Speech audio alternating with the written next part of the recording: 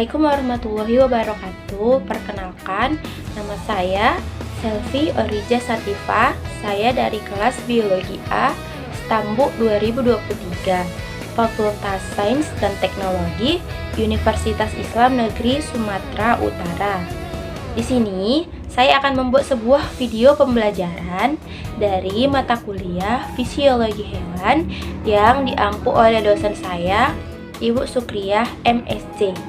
Di sini saya akan membahas sedikit mengenai sistem pencernaan pada manusia dengan membahas apa itu sistem pencernaan, saluran pencernaan, organ-organ pencernaan beserta fungsinya, serta organ aksesori pencernaan beserta fungsinya.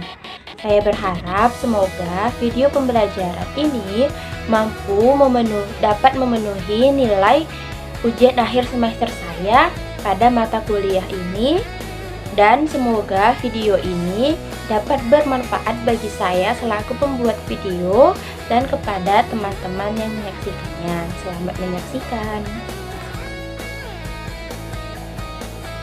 Nah, apa sih itu sistem pencernaan?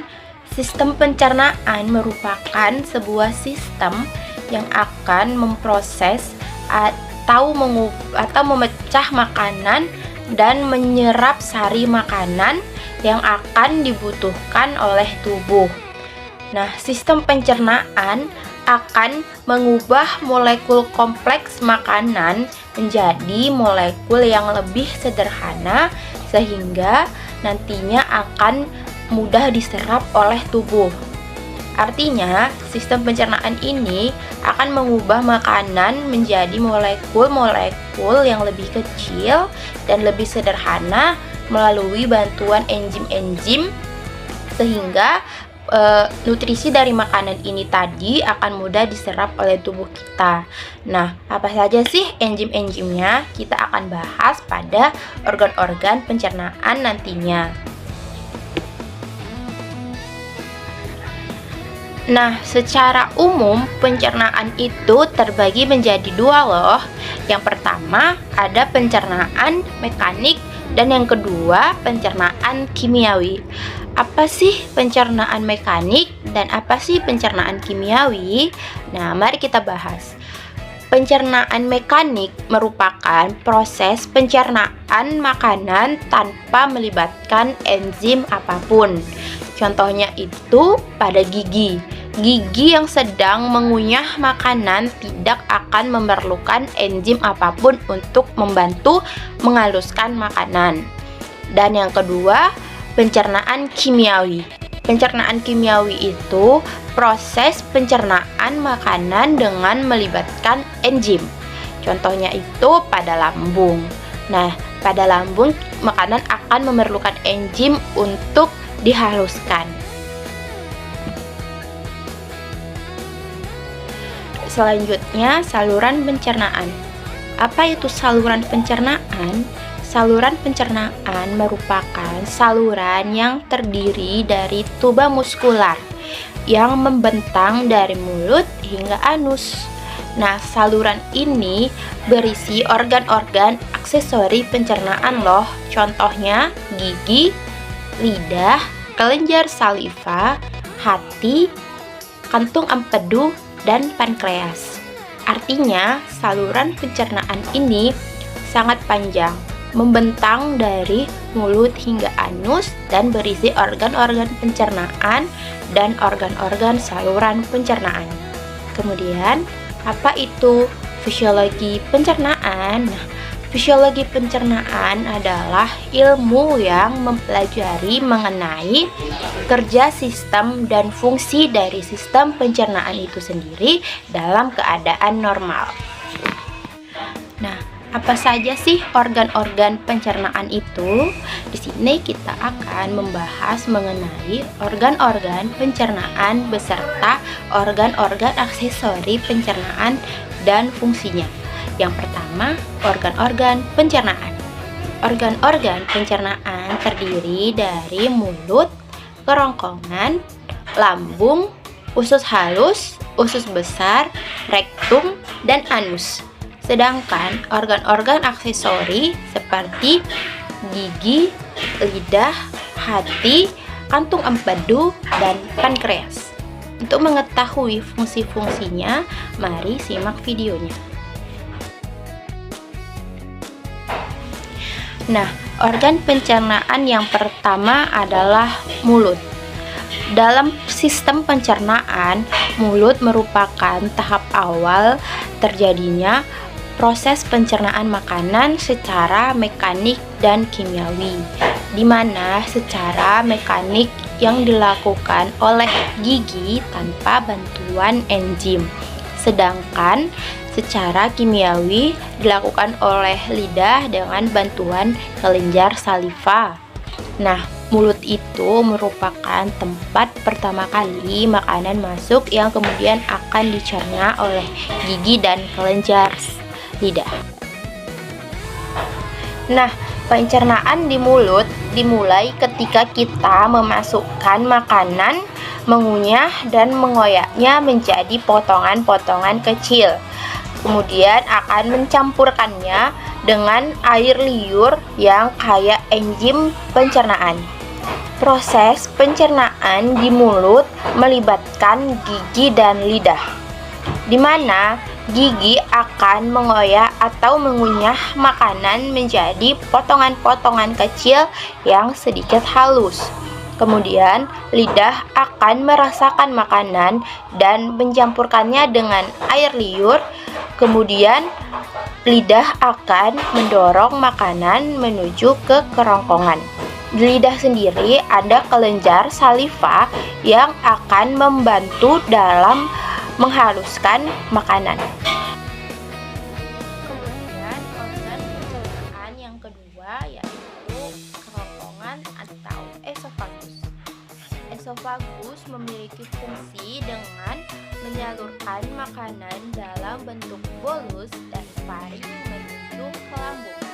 Nah, bagaimana sih cara kerja esofagus?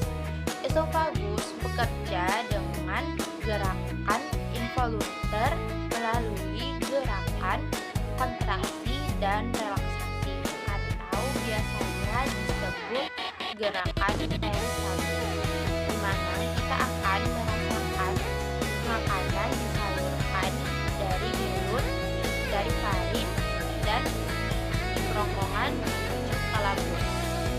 Perlu kita ketahui, jika makanan atau bolus dalam keadaan lembab, maka hanya perlu beberapa detik saja untuk esofagus menyalurkan bolus tersebut menuju lambung.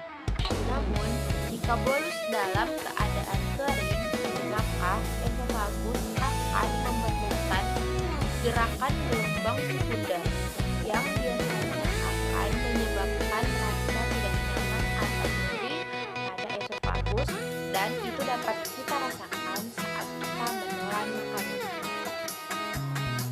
Kemudian, organ pencernaan yang ketiga adalah lambung. Lambung merupakan organ yang terletak di kuadran kiri atas abdomen, tepatnya di bawah diafragma. Nah, lambung memiliki dua fungsi, secara fisiologis dan secara mekanik. Apa-apa saja fungsinya? Secara fisiologis, lambung berfungsi melanjutkan pencernaan makanan dari mulut dengan menambahkan cairan ingesti dan mencampurkan makanan hingga berubah menjadi kimus. Juga akan memulai pencernaan protein oleh pepsin. Kemudian, secara motorik, lambung berfungsi sebagai yang pertama, tempat penyimpanan sejumlah makanan sampai dapat diproses di duodenum. Yang kedua, proses pencampuran makanan sampai berubah menjadi kimus.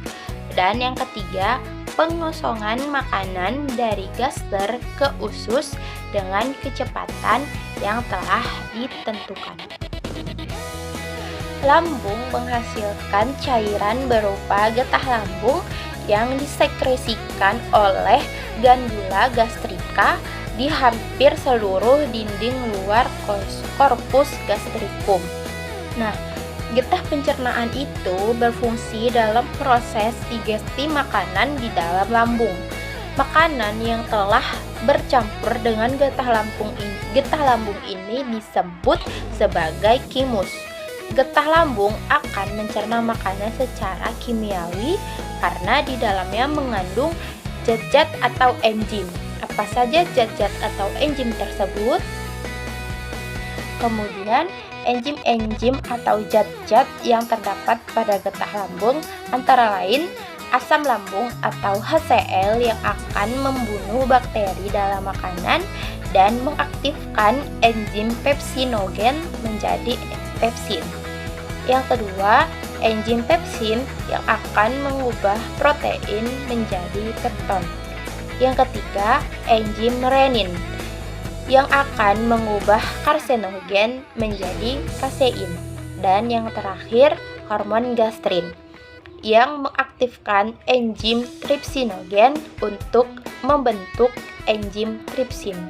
Kemudian, perlu kita ketahui bahwa sekresi cairan di lambung melalui 3 fase, yaitu fase cerebral, fase gastrik, dan fase intestinal. Pada saat makanan berada di lambung, peptida akan merangsang sel-sel penghasil gastrin untuk menghasilkan hormon gastrin. Pencernaan makanan dalam lambung termasuk dalam digestif kimiawi, di mana molekul-molekul makanan akan dipecah menjadi molekul yang lebih sederhana sehingga dapat dipergunakan oleh tubuh. Pencernaan makanan di lambung ini juga dibantu oleh otot lambung yang berfungsi dalam mengaduk atau mencampur makanan melalui proses kontraksi dan relaksasi yang berlangsung setiap 20 detik. Singever antara esofagus dan lambung akan hanya membuka saat bolus menuju lambung. Singever yang terletak di lambung membuka ke arah usus halus sehingga akan membantu mengantarkan cairan kimus ke dalam usus halus. Cairan kimus ini biasanya akan kosong dari lambung dalam waktu 2-6 jam setelah kita makan. Kemudian, organ yang keempat adalah usus halus. Usus halus merupakan tempat terjadinya sebagian besar proses hidrolitik, enzimatik, makromolekuler dari makanan. Usus halus memiliki diameter sekitar 1 inci atau 2,5 cm dengan panjang 20 feet atau sekitar 6 meter. Pada 25 cm awal usus halus akan membentuk duodenum. Pada saat kimus memasuki duodenum, maka akan terjadi peningkatan aktivitas peristaltik dari usus halus. Nah, kemudian kimus yang berada di dalam duodenum akan bercampur dengan getah-getah pencernaan yang dihasilkan oleh hati, pankreas, dan kantung empedu, serta dari sel kelenjar yang ada pada dinding usus halus. Nah, pada proses ini juga proses digesti akan berakhir dalam usus halus dan hasil akhirnya nanti akan diabsorpsi oleh darah, dalam darah, dan di limfe. Duodenum memiliki banyak lapisan mukosa yang mengandung kelenjar Brunner. Kelenjar Brunner ini berfungsi menghasilkan getah intestinum yang akan mengandung beberapa enzim, di antaranya enzim peptidase untuk memecah polipeptida menjadi asam amino, enzim sukrase, maltase, dan laktase untuk memecah disakarida menjadi monosakarida. Selain itu, ada enzim lipase yang akan memecah lemak menjadi asam lemak dan gliserol.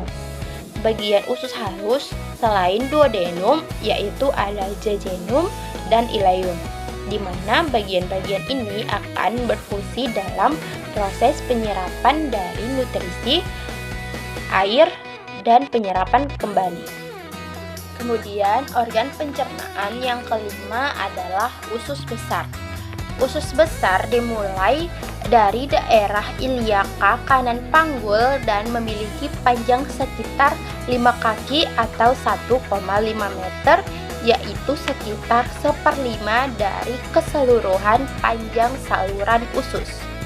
Usus besar memiliki beberapa lapisan, yaitu mukosa, submukosa, lapisan otot, dan serosa. Lapisan otot terdiri dari 2 lapisan, otot polos, yaitu lapisan dalam yang melingkar dan lapisan luar yang memanjang. Nah, lapisan inilah yang berkontribusi dalam motilitas usus besar, di mana terdapat 2 motilitas dalamnya, yaitu kontraksi haustral, saku di usus besar yang akan membuat usus seperti bersegmentasi, yang diaktifkan dengan adanya cim dan berfungsi memindahkan kimus antar haustra secara bersamaan dengan pencampuran cim untuk membantu penyerapan air. Motilitas berikutnya adalah pergerakan massa yang berfungsi dalam mengantar kimus menuju rektum dengan cepat. Apa sih fungsi dari usus besar?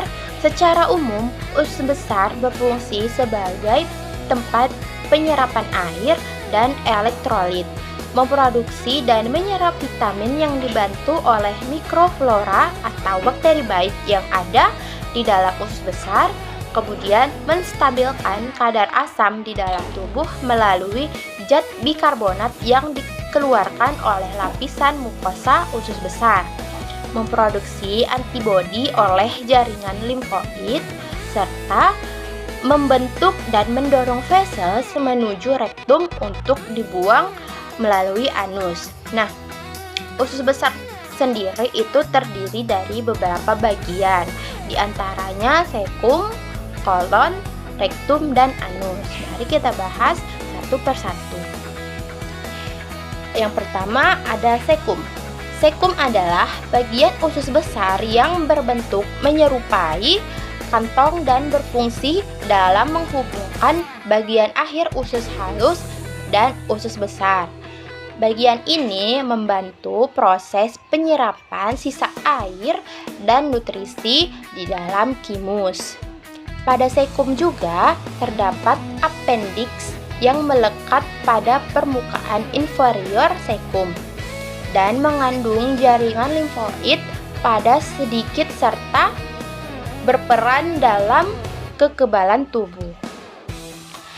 Kemudian yang kedua adalah kolon. Kolon merupakan bagian terpanjang dari usus besar yang terdiri dari beberapa bagian, yaitu kolon ascendens, kolon transversum, kolon descendens, dan kolon sigmoid. Kolon memiliki fungsi dalam mencampur kimus dengan enzim saluran cerna serta menyerap air dan elektrolit untuk membentuk feses. Kemudian, organ pencernaan yang terakhir adalah rektum dan anus. Rektum merupakan bagian ujung dari usus besar yang menerima serta menyimpan feses dari kolon. Jika rektum penuh, maka feses akan bergerak menuju anus untuk dikeluarkan dari tubuh. Kemudian anus. Anus merupakan bagian paling akhir pada usus besar yang bertugas untuk mengeluarkan feses dari dalam tubuh. Selain organ-organ utama dari sistem pencernaan tadi, sistem pencernaan juga memiliki organ-organ pencernaan pendukung atau organ aksesori pencernaan. Ada 3 organ utama yang membantu dalam proses pencernaan, yaitu hati, kantung empedu, dan juga pankreas. Mari kita cari tahu apa-apa saja dan bagaimana sih fungsi dari organ aksesori pencernaan ini. Organ aksesori pencernaan yang pertama adalah hati. Hati atau hepar adalah organ terbesar dalam rongga perut yang sangat vaskular, berwarna coklat kemerahan, dan memiliki konsistensi yang lembut. Hati adalah kelenjar terbesar dari organ aksesori sistem pencernaan yang menghasilkan cairan empedu, menyimpan nutrisi, menyimpan glikogen, dan mengubah racun menjadi zat yang tidak berbahaya atau memungkinkan pembuangannya dari tubuh. Kemudian, organ aksesori pencernaan yang kedua adalah kantung empedu.